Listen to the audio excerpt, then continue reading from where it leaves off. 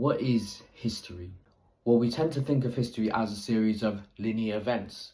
Event A leads to outcome B. But history isn't as straightforward as that.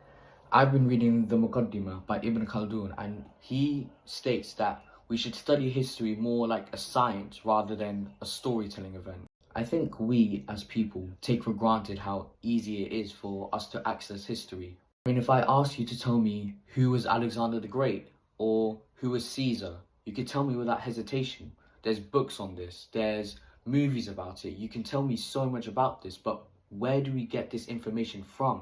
Well, you may think the answer is obvious. Records. We have records of history. We have writings of history. We have paintings from the past that tell us this information. But just think about it logically for a second. How could we really know what happened hundreds and hundreds of years ago when we weren't there?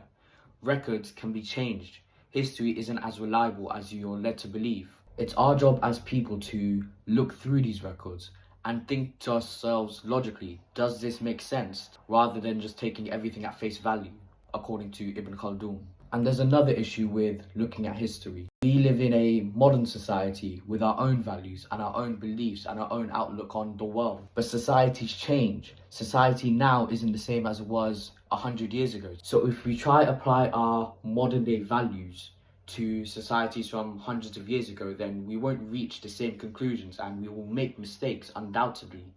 For example, in a modern society where equality is valued, it is seen as a good thing that women are able to work and choose their career paths freely. The number of couples where both partners work has been increasing significantly. But in the past, if you let your wife work, then this was seen as a great shame on the man for not being able to provide for his family.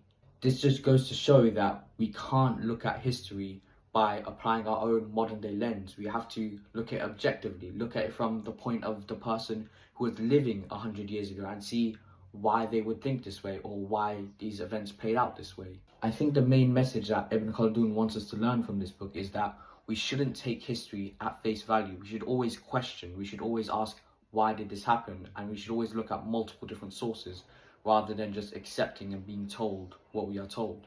I'm going to be reading the Muqaddimah and other books on my page, and if that sounds interesting to you, then please drop a follow and subscribe.